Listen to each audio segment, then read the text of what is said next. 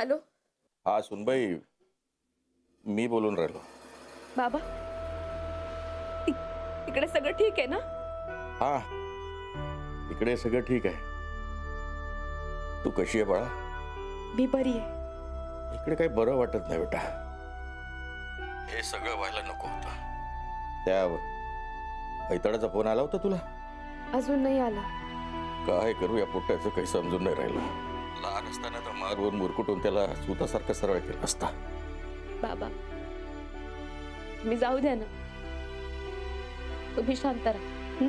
मला तर विचारानं झोप लागत नाही. आज आम्ही आहोत म्हणून अथर्व इथे आहे. तर काय केलं असतं तू आणि अथर्वने? गुरु लहान होता ना, तर त्याला बोट धरून रस्ता दाखवला, नीट चालायला शिकवला. वाटलं होतं पोरगा मोठा झाल्यावर आमचा आधार बनेल, पण परिस्थिती काही वेगळीच झाली. त्यानं बापाचं बोट सोडलं, आता कुठेतरी भरकटत चाललाय. तिकडे ते पोट्ट आणि इकडे अथर्व. अथर्व, त्याला काय झालं? बाबा, अथर्व बरं आहे ना? नाही, अथर्व ठीक आहे ग,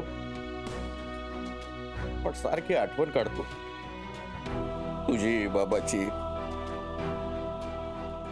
त्या गुरुला स्वतःच्या पोट्याबद्दल काही वाटत नाही हे बघून ना तळपायाच्या मस्तकच जाते माझ्या. अथर्व कुठे? बोल बेटा. अथर्व, आईशी बोल. हॅलो आई. हॅलो आई. अथर्व, कसा आहेस बेटा तू? आई, मला इथे नाही जायचंय, तुझ्याकडे जायचंय. मला आठवण येत आहे तुझी पापवांची. मम्मा देख कला मट्टी पण आहे गल्ला. हॅलो आई, लवकर ये ना. अथर्व, काळजी नको करू, मी येईन तुला घ्यायला. आई, बाप्पा कुछ पाहिजे आहे का? आपल्याला खायला नाही आले का? अजून ते आनंदी खेळत आहे. आपल्याला ते खूप पॉइंट जमवायचे ना अजून, ते नाही जमून राहिले म्हणून. आई, मला कंटाळा आला, नाही गेलाय. तू ये लवकर. फक्त येईन मी तुला घ्यायला.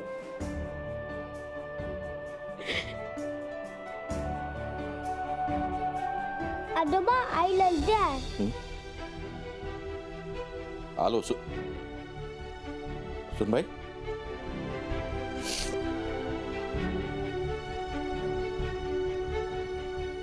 काय करू रे अथर्व, काही समजून नाही राहिलं.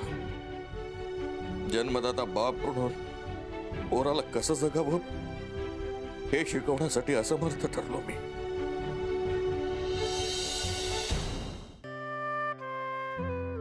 ते माझ्यावरती रागवले, मला वापस जायला सांगितलं. बकुळा मावशी, त्यांनी जरी माझं मन दुखावलं असलं ना, तरी मला खात्री वाटून राहिली काय माझ्यावरती किती रागवले असले ना, तरी एक ना एक दिवस वापस बोलवते. भोळे ताई तुम्ही, पण तुमच्या मनात जे आहे ना ते समजा तसंच होऊ दे, तसंच होऊ दे. तुम्हाला जितकं दिवस वाटेल तितकं दिवस इथे राहा तुम्ही. हो, आणि मी तुमचं सगळं सामान पण आणलंय तुमच्या वहिनींकडून. ताई, तुमच्या वहिनीनं सांगितलेत का तुम्ही इथं राहताय ते? नाही बकुळा मावशी, मी माझ्या वहिनीला फक्त इतकंच सांगितलं का मी माझ्या मैत्रिणीकडे जाऊन राहिले.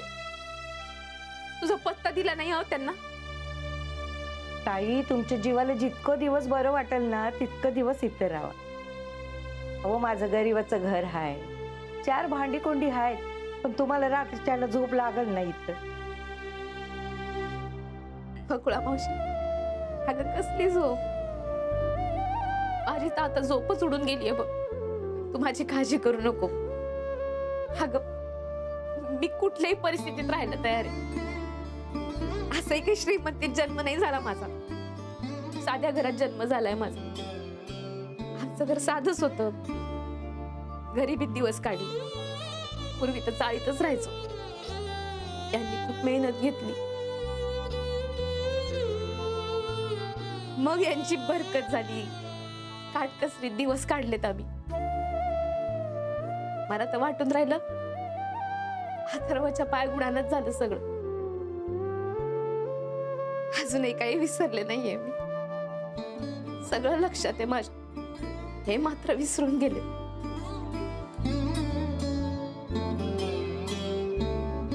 कधी कधी असं वाटतं नाही, आयुष्य आरामापेक्षा आपल्यासारखं हातावरचं पोट असलेलं बरं. निदान रात्री सुखाची झोप तरी लागते.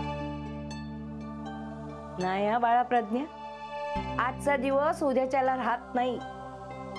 माझ्या ताईची ही परिस्थिती नाही राहणार बघ. ताई, हिम्मत सोडायची नाही बघ. हा बकुळा मावशी, आता मला इतकंच वाटून राहिलं का मला आता माझ्या पायावर उभं राहायचं, पैसे कमवायचे. आता या क्षणी मला तर तेच महत्वाचं वाटून राहिलं ग. किमान माझ्या नाथर्वच्या खर्चापुरतं तरी माझ्याकडे पैसे हवे. मला छोटस काम हवंय ग. आपण शोधूया तसं काम जे तुम्हाला अथर्वला सांभाळून करता येईल. हो नाही? हा. ताई, एक बोलू का? आमच्या ना शेजारी इथं एक लघु उद्योग आहे बघ. हेच ग आपलं पापड, चटण्या, लोणची असलं काय बाय करायचं. तिथे एक मॅडम आहे. आम्ही तिला जयश्री मॅडम म्हणतो, कोणी जयश्री वहिनी पण म्हणतात. लई प्रामाणिक आहे, सज्जन आहे. अगं ह्याच्यापूर्वी मी तिथंच काम करत होते ना, मग तुमच्या सोसायटीत आले. तुम्ही कराल का ते काम? कराल? आपण उद्याच्याला जाऊ आणि बोलू त्यांच्याशी, नाही का प्रज्ञा?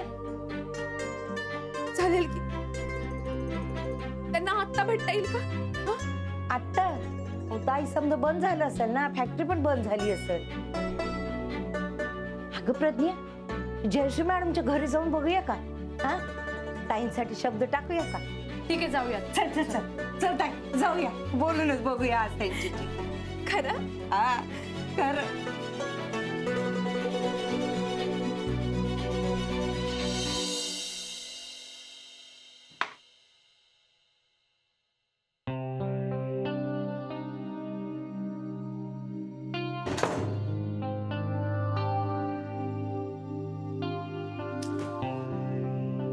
अरे यार,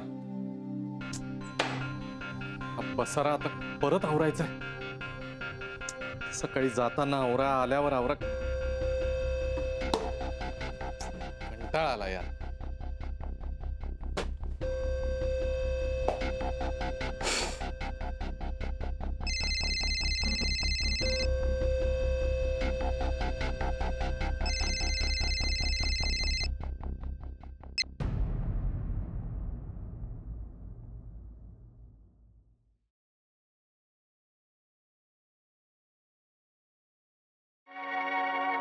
क्या से क्या हो गया बेवफा,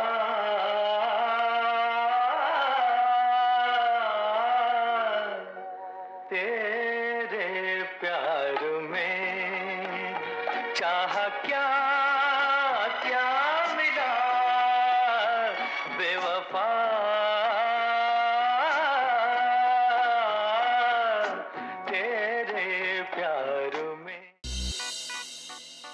हाय. शनाया, तू? I knew it. तू असा शॉक असेल आणि तुला सरप्राईज खूप आवडेल म्हणूनच आले मी इथे.